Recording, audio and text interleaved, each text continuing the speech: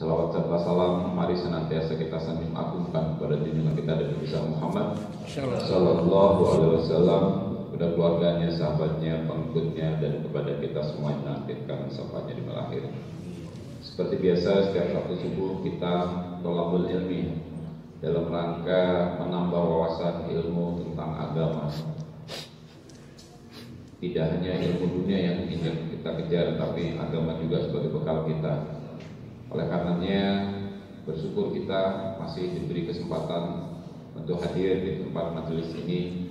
Mudah-mudahan dibukakan pikiran dan hati kita untuk menerima segala macam kebenaran.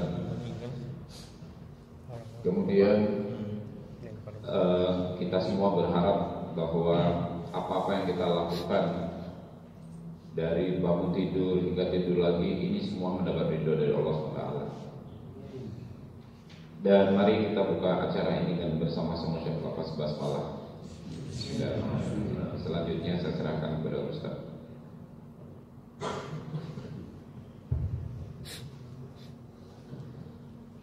A'udzubillahi minasyaitonir rajim. Bismillahirrahmanirrahim. Assalamualaikum warahmatullahi wabarakatuh.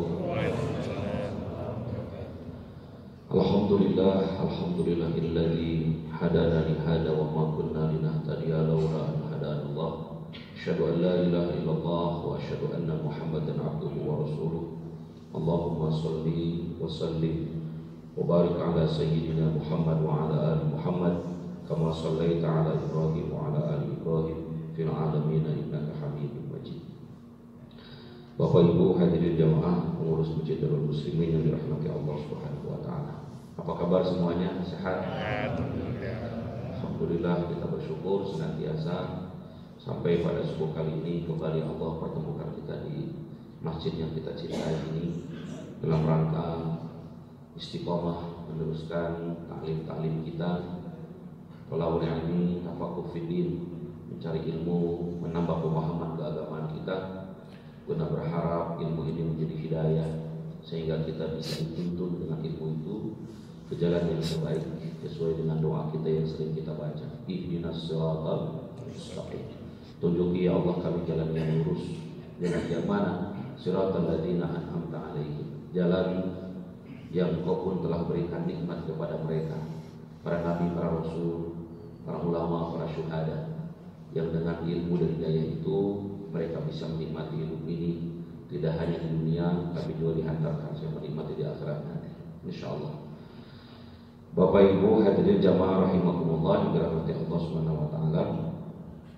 Pada subuh kali ini kembali kita akan coba membaca beberapa hadis-hadis dan ayat-ayat Quran yang termaktub dalam kitab Riyadhus Shalihin. Ya, kita akan bicara sekarang bab baru. Kemarin kita sudah berbicara tentang memuliakan anak yatim, memuliakan janda, ya, orang yang ditinggal wafat oleh suami, kemudian dia punya anak, kita muliakan. Itu bagian di antara ibadah sosial kita. Ya. Kita sekarang akan berbicara tentang memberikan wasiat usuli bil mar'ah, memperlakukan istri dengan baik. Ini akhlak juga, Pak. Akhlak. Orang yang kedua menerima kebaikan dari kita itu adalah istri. Setelah orang tua, pertama orang tua, kedua adalah istri. Ketika Nabi ditanya oleh orang-orang, oleh sahabat ketika itu, ya Rasulullah, kepada siapa nafkah aku berikan pertama kali?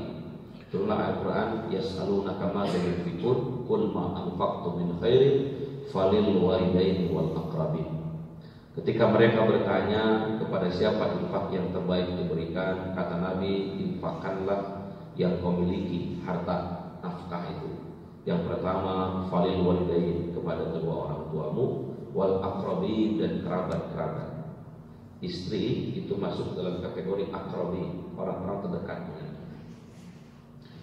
Maka perlakuan yang terbaik untuk kita berikan adalah kepada istri, orang-orang yang mendampingi kita dan menjadi salah satu di antara orang yang diikatkan oleh Allah menjadi bagian di antara kita, yang itu semua menjadikan yang haram menjadi halal. Itulah namanya akad nikah, dan dia bertanggung jawab di sana. Kita akan baca beberapa ayat tentang perintah Allah untuk memperlakukan dengan baik pasangan kita. Pertama diambil dari surat An-Nisa ayat 19.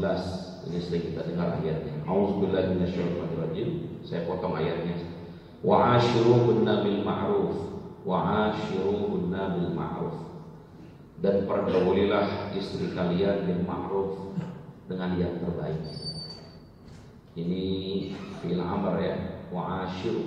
Wa'ashiru, perbaikilah oleh kalian.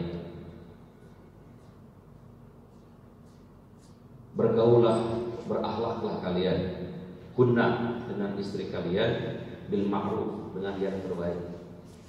Jadi ternyata Bapak Ibu yang diperintahkan untuk baik itu akhlak suami dengan istri, Pak. Bukan istri dengan suami, bukan. Suami dengan istri dulu. Karena kecenderungan kesempurnaan baik itu ada di suami. Istri itu akan baik manakala suaminya baik. Wa'ashiruhunna bil ma'ruf. Pergaulilah oleh kalian istrimu dengan yang terbaik. Ketika kita seorang laki-laki diberikan oleh Allah menjadi imam, pemimpin, sering kita baca ayat ar-rijalu qawwamuna 'alan nisa. Laki-laki suami itu adalah pemimpin, qawam itu dan qaimun, akan menegakkan di atas perempuan. Kecenderungan perempuan itu, kalau Quran mengisyaratkan, mudah bengkok gitu ya, jiwanya enggak tegak. Maka di sanalah suami punya kelebihan di antara kalian. Maka disebut dengan ar-rijalu qawwamuna 'alan nisa bima qadallahu ba'dahum 'ala ba'd. Karena Allah telah berikan kelebihan kepada kalian, ya, di samping kelebihan istri. Salah satu di antara kelebihan itu, laki-laki disempurnakan akalnya oleh Allah, laki-laki disempurnakan jiwanya oleh Allah. Berbicara tentang ketegaran, kesabaran, juga laki-laki lebih sabar, lebih tegar. Maka di sanalah Allah mengambil inspirasi, pergaulilah istrimu dengan baik. Jadi kecenderungan yang baik itu adalah laki-laki. Maka Allah minta pergauli oleh kalian istri kalian dengan sebaik mungkin. Jadi muasyarah bil ma'ruf yang sering kita dengar, Pak, baik dalam akad nikah kan itu. Kalau misalnya ada orang nikah, di selesai akad nikah itu kadang-kadang ada pengantin kita membaca sigot taklak itu, Pak. Ya kan? Dia mengatakan setelah akad nikah ini saya, menyebutkan nama dia, berjanji akan mempergauli istri dengan muasyarah bil ma'ruf, bergauli dengan baik. Ya. Banyak sekali tingkatannya, memberikan nafkah, membimbing, mengarahkan, gitu kan, menunjukkan. Maka tugas suami itu tidak hanya memberikan nafkah yang bentuknya adalah lahir maupun batin, lebih daripada itu adalah mengarahkan iman, agamanya seorang istri. Mudah-mudahan kita yang sudah sekian tahun berumah tangga ini bisa jadi imam, mengarahkan kebaikan. Walaupun juga ada yang kadang-kadang istrinya lebih solehah dibanding suaminya, begitu. Ada juga. Tapi ternyata Allah meminta kita laki-laki bertanggung jawab. Makanya wajar kalau kemudian ada beberapa riwayat, walaupun hadisnya hadis ahad, tapi yang meriwayatkannya banyak. Imam Ibnu Hajar Asqalani mengatakan kalau ada hadis ahad tapi perawinya banyak, artinya yang menyampaikan banyak, walaupun satu orang yang meriwayatkannya, maka itu bisa menjadi hadis yang dipandang hasan didati, jadi baik secara isinya, konteksnya. Hadis itu mengatakan bahwa man mata ibnu Adam bahwa radin anha dakhalatil jannah bighairi hisab.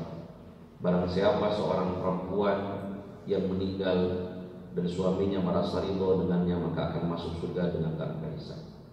Ada lagi yang mengatakan barang siapa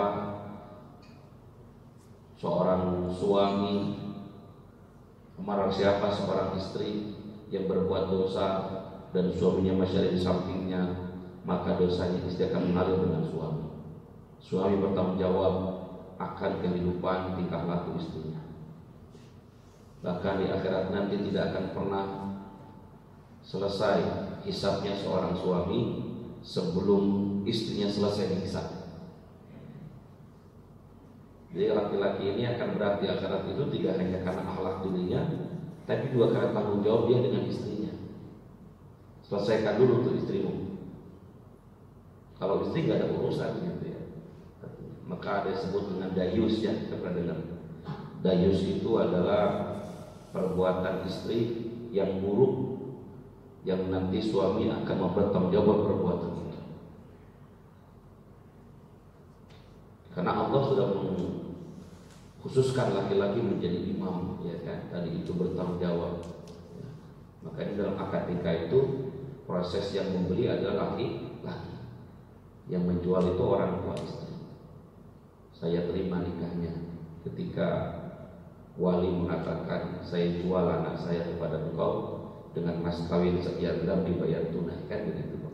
Kemudian kata laki, saya beli anak bapak ini dengan mahar sekian gram dibayar. Artinya bahwa seorang orang tua menyerahkan anak perempuannya kepada laki-laki itu. Laki-laki menerima berarti dia bertanggung jawab sepenuhnya. Maka ketika ada pengkhianatan di sana, maka salah satu di antara kemungkaran perbuatan dosa. Perbuatan dosa. Nah, ini Allah merintahkan dengan kita wa'ashiruhunna bil ma'ruf. Pergaulilah istrimu dengan baik. Dan tolong diingat bahwa kecenderungan istri untuk menerima kebaikan dari suami itu berat, Pak. Tidak semua perempuan ketika diberikan masukan sama suami itu menerima dengan baik. Terkadang yaitu tantangan kita, egoisnya kencang. Istri itu lebih senang dikasih masukan sama orang ketiga, ustadz, temannya gitu, dibanding dikasih masukan sama suami. Itu tantangan buat kita laki-laki. Coba. Padahal demi Allah saya katakan, istri yang mendengarkan kata suami itu lebih utama ibadahnya. Walaupun sedikit yang disampaikan dari suami, kita dengarkan itu daripada ibu mendengarkan dari orang lain yang dia bukan ada hubungannya dengan kita.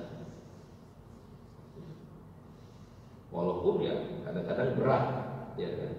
Kita juga kadang-kadang laki-laki bosan ngomongin gitu kan. Kadang-kadang juga banyak suami yang takut kalau ngomongin istri itu ya. Walau alam bukan takut mungkin ya, perasaannya gimana begitu. Ternyata memang itu juga disinyalir Rasulullah dalam beberapa hadis, gitu kan. Bahkan diambil Rasulullah dari mulai silsilah penciptaan perempuan. Ya kan? Seperti misalnya Rasulullah menyebutkan dalam satu hadis, An Abi Hurairah radhiyallahu anhu qala Rasulullah sallallahu alaihi wasallam istausu bin nisa'i khairan. Berikanlah wasiat, nasihat bin nisa kepada perempuan khairan dengan baik. Jadi kata Nabi kalau ngasih masukan sama istri, cari bahasa yang baik. Cari momen yang baik. Kenapa? Fa innal mar'ata khuliqat min dil'in. Karena perempuan itu diciptakan oleh min dil'in, dari tulang rusuk yang bengkok. Jadi perempuan itu boleh jadi dia diberikan ilmu agama, tapi kecenderungannya walaupun dia solehah tetap bengkok, Pak. Makanya suuzon, kemudian gengsi itu lebih banyak dimiliki oleh perempuan. Masih ada di suuzonnya itu perempuan itu. Karena memang kecenderungannya bengkok dari mulai diciptakannya. Wa inna wajama fid dhala'il a'lam. Sesungguhnya yang paling bengkok di antara tulang rusuk itu yang paling atas. Maksudnya bahwa pikiran perempuan itu kecenderungannya itu suuzon gitu, Pak. Di sini ada Rasulullah. Maka di sanalah fungsi suami untuk bisa memberikan nasihat. Fa inna dahabda tuqimu kasartuhu. Maka barang siapa yang dia meluruskannya dengan keras maka akan patah. Jadi bukan menerima, yang ada malah nambah kecenderungannya. Wa in taraktahu lam yajal ahwaja. Kalau kau meninggalkannya dengan tidak meluruskannya maka akan tambah bengkok. Tambah bengkok ya, tambah jadi. Makanya mohon maaf ya, kalau ada pasangan suami istri ribut, berantem gitu Pak, ya tetap laki-laki itu akan kalah Pak. Menang nggak terhormat, kalah terhina. Coba ada orang cerai suami istri, kecenderungannya tetap, sekalipun yang benar itu soal laki-laki, tetap aja akan mengatakan bahwa yang laki itu yang salah karena dia tanggung jawab. Nah maka disinilah kita diminta oleh Rasulullah untuk pandai-pandai mempergauli istri dengan baik, memberikan nasihat dengan baik. Harus sabar, ya harus sabar. Kita melihat sisi-sisi kehidupan Rasulullah misalnya ya. Apa kurangnya Rasulullah itu? Nabi, Rasul, dimuliakan, pemimpin menuju surga. Masih aja bukan disakiti sama Aisyah itu ya, masih saja gitu. Apa namanya, perlakuan Aisyah itu dengan Rasulullah ya, ada hal-hal yang memang tidak baik, tapi Rasulullah melakukannya dengan baik. Contoh misalnya dua kasus yang sama, tapi Rasulullah punya tingkah yang berbeda. Satu waktu Rasulullah SAW datang ke rumahnya. Rasul bertanya, wahai Aisyah, apakah ada makanan yang bisa aku makan di hari ini?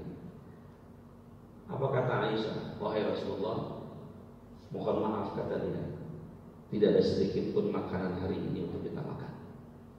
Jadi Aisyah lagi malas memasak lah gitu ceritanya. Apa kata Rasul? Nggak marah dia. Kata Rasulullah, ya Aisyah nggak apa-apa, saya berpuasa hari ini. Baik gitu. Saya berpuasa hari ini. Jadi dia mengatakan nggak menyalahkan istrinya gitu, apa? Saya berpuasa hari ini. Di sisi yang lain, Rasulullah pulang, kata Aisyah, Rasulullah ngomong, wahai Rasulullah, aku telah siapkan hidangan yang terbaik untukmu di hari ini. Gitu kan? Ayo kita makan. Terus kemudian kata Aisyah, apakah engkau berpuasa ya Rasulullah? Kata enggak, aku sudah berbuka wahai Aisyah, katanya. Padahal lagi puasa.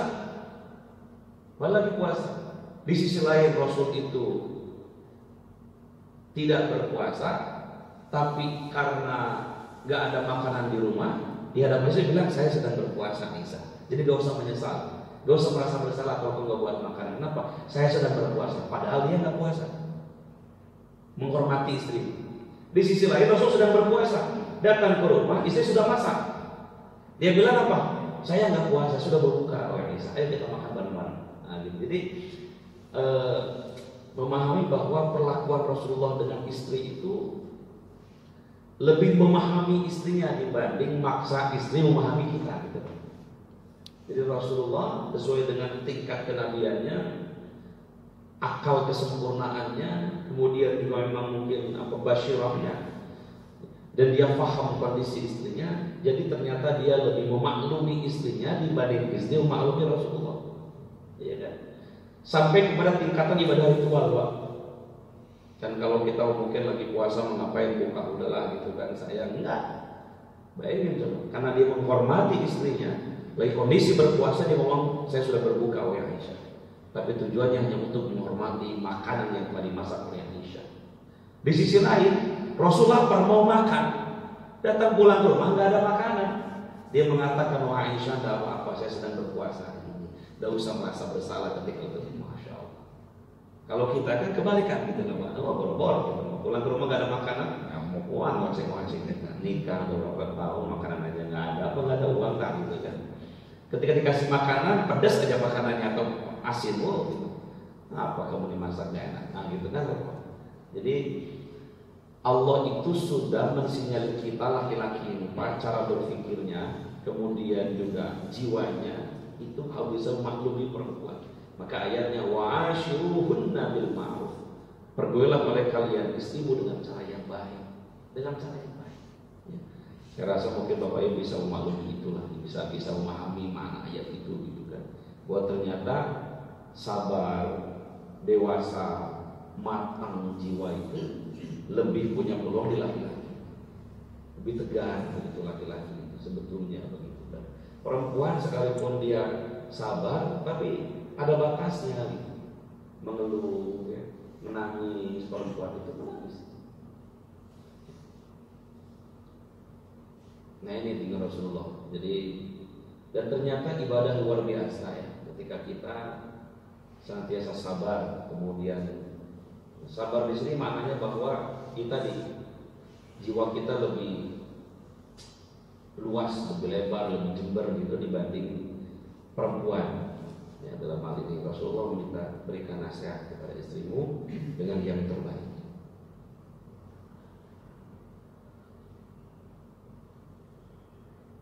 Disebutkan juga dalam ayat yang lain, An-Nisa 19, masih lanjutkan tadi, wala tastati'u an ta'dilu bainan nisa walau harastum fala tamilu kullal mail fatadaruha kal mu'allaqati wa in tuslihu wa tattaqu fa innallaha kana ghafurur rahim. Dan kamu tidak akan dapat berkelaku adil di antara istri-istrimu walaupun kamu sangat ingin berbuat demikian. Karena itu janganlah kamu terlalu cenderung kepada yang kamu cintai sehingga kamu biarkan yang lain terkabulkan. Ini memaknai sikap adil dengan istri itu, baik posisinya istri satu maupun lebih daripada itu. Jadi kalau kita ini adilnya dihitung dari pihak sebelah istri tidak akan ketemu. Maka adil itu harus dihitung dari segi pandangan Al-Quran. Apa sih pemahaman Al-Quran tentang adil ini? Kita baca begitu kan, minimal memberikan sesuai dengan porsi yang memang kita mampu. Maka Rasulullah SAW juga memberikan bimbingan-bimbingan kan, walaupun tidak langsung secara teks berapa sih nafkah yang diberikan kepada istri secara jumlah. Kalau dalam fikih munakahat itu Pak, jumlah nafkah yang harus diberikan oleh suami kepada istri itu adalah sejumlah dia makan dalam satu hari. Jadi kalau misalnya ini istri makan sehari itu 20.000 misalnya diuangkan gitu Pak, sehari sekali. Kalau seharinya 3 kali makan berarti 60.000. Itu makannya Pak, 60.000 kali sebulan berapa tuh? 6 kali 3 1.800.000. Betul ya? 1.800.000 itu makannya. Berarti Bapak bertanggung jawab ngasih dia, untuk kembali dia dulu nih, belum anak, kembali dia 1.800.000. Itu nafkah yang wajib, ya kan? Itu nafkah yang wajib. Selebihnya ya sekemampuan kita, ya, karena itu yang dipakai kebutuhan sehari-hari oleh dia makan. Maka salah satu di antara kewajibannya adalah ayyul kamaha idza ta'amta. Kewajiban suami adalah memberikan makan apa yang dia makan. Berikan makan. Nanti ayyul saha idza tasa, memberikan pakaian yang bisa dia pakai. Tapi kan nggak mungkin tiap hari beliin pakaian. Minimal pakaian bisa tutup aurat dia, nggak harus tiap hari kalau itu. Tapi punya kewajiban untuk memberikan pakaian. Tapi kalau makanan tiap hari.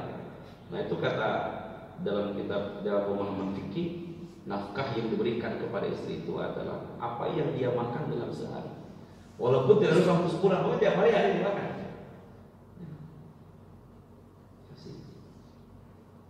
Bahkan bisa saja bisa keluar Bapak cari makan kasih gitu kan. Kayak kita kasih makan ayam gitu kan kalau bahasa itunya. Kasih aja. Selama dia ngasih begitu nih suami, maka itu terjaga. Tapi dalam fikih munakahat itu, kalau ada suami nggak ngasih makan nama istrinya, bahkan 3 hari berturut-turut Pak, ya kan?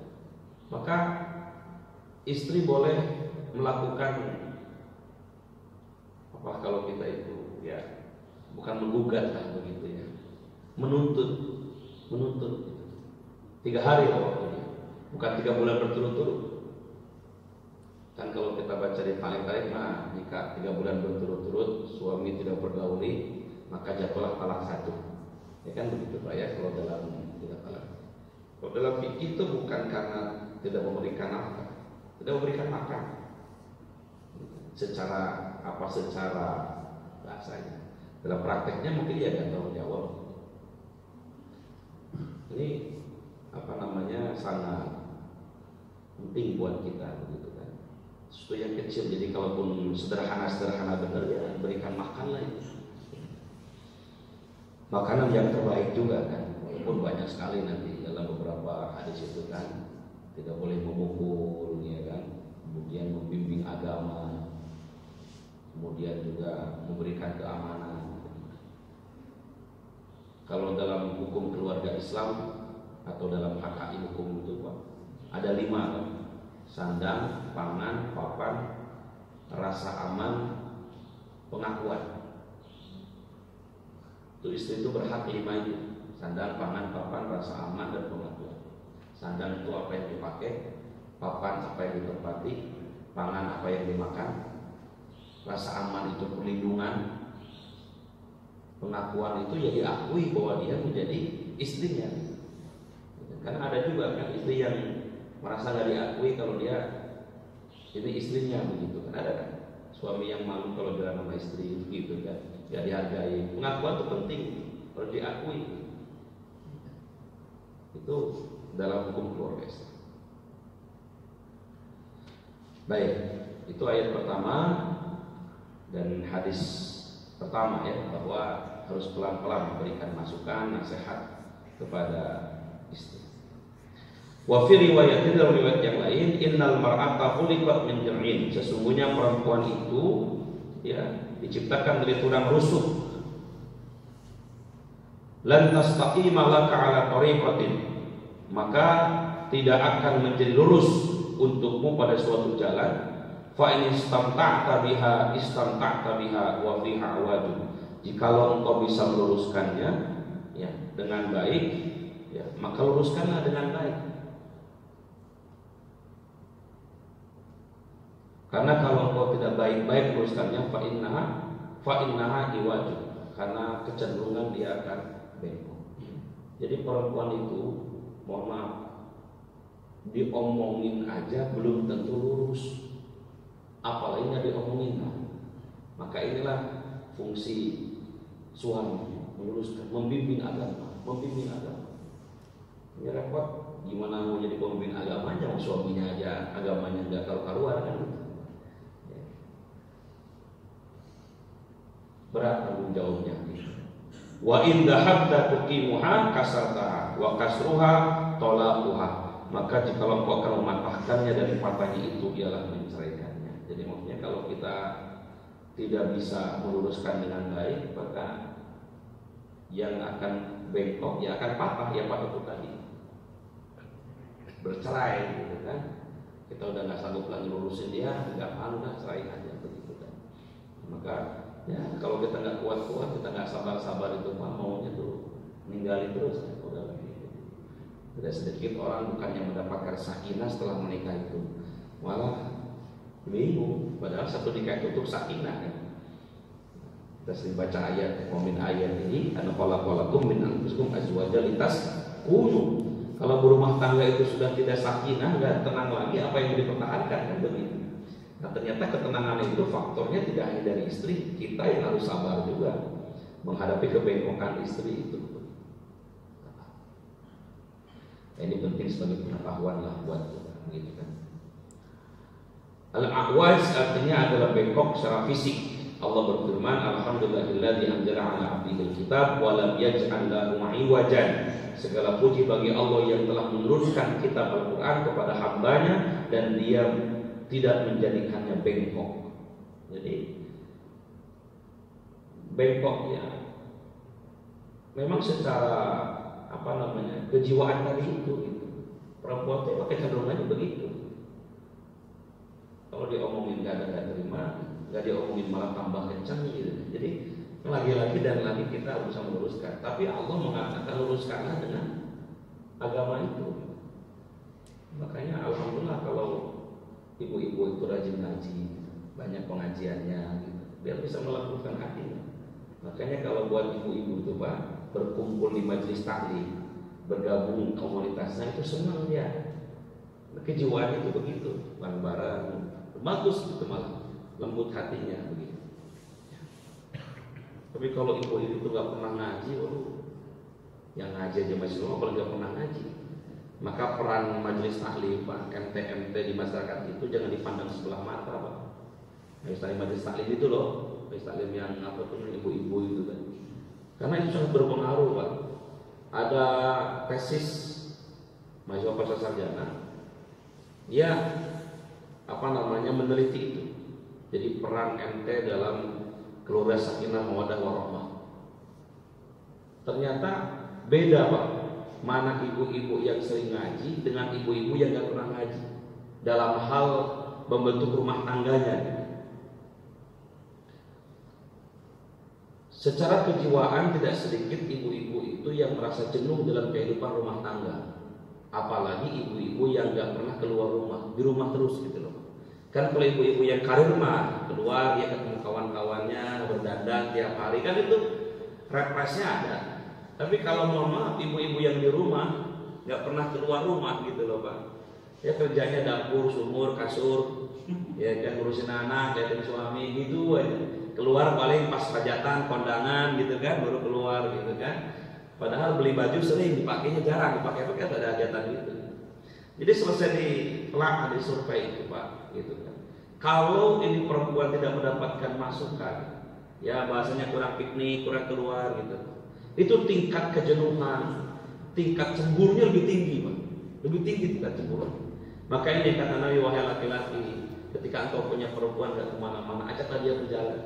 Sampai ada satu hadis, andai kata kau kumpulkan pahala tahajudmu, pahala puasamu, kemudian pahala baca Qur'anmu, tidak akan pernah mengalahkan pahalanya seorang suami yang ngajak jalan istrinya. Ngajak jalan istri itu Pak, ya tak kemana aja jalan itu, ini ada tarang gitu, menghilangkan itu rasa pusing. Jadi yang lain ada yang mengatakan, andai kata kau kumpulkan pahala kebaikanmu, puasamu, tahajudmu, termasuk bacaan Qur'anmu, tidak akan pernah mengalahkan pahalanya seorang istri yang bisa memuliakan suaminya di malam Jumat. Ada kalau itu Pak. Jadi ibadahnya istri di malam Jumat itu memuliakan suami. Sebaliknya, ibadahnya seorang suami itu adalah yang terbaik ketika dia mau ngajak istrinya keluar main, jalan-jalan, berlibur.